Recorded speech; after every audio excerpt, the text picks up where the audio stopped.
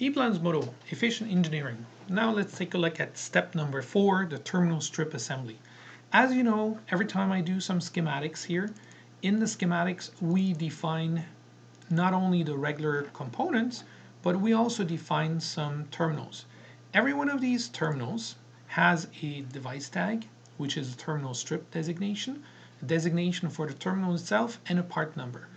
I can open a terminal strip navigator. This navigator here will show you my different terminals that I have, and I can reassign also some additional parts like these clip fix parts, etc.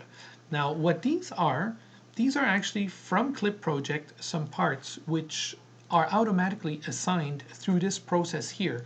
So when you run the Clip Project planning in particular, you can pick which terminal strips you want to do, and it will go through the different terminals, the different terminal strips, and it will check them for accuracy. It will check for which ending plates you have selected, if it actually is the correct one. If it's too big, it's going to change it. It's going to give you some error messages in case something works out wrong for them. It can even pick some terminals based on a selection list that you have. The interesting thing, at the end of the day, you could even order these terminal strips completely assembled from Phoenix Contact. Now, in my case, I will actually make use of this to show you a bit more how I can actually assemble them using the information that I have now in EPLAN. We have, of course, the possibility inside EPLAN to generate several different reports. Now, the reports I'm looking at, the reports I'm interested in, of course, we have here the Clip Project project somewhere we can open, but that's not what I want to do.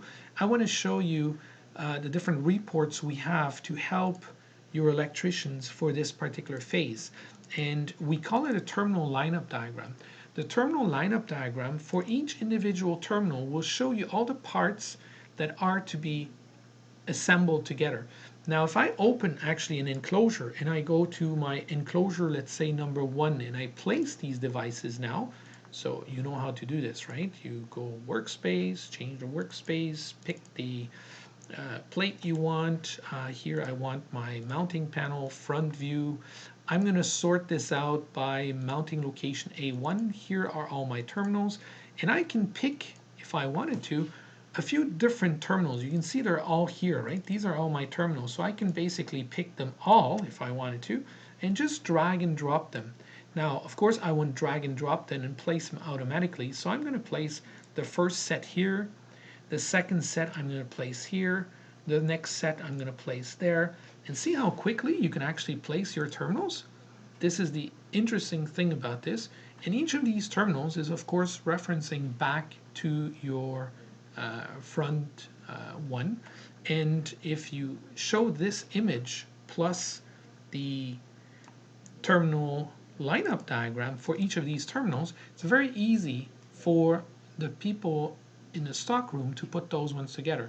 Now, to fabricate the terminals, we can also print labels, but we'll see that at a later point in time, how to print labels, because we have one way of doing it where we'll do the labels not only for the terminals, but also for the devices we will install.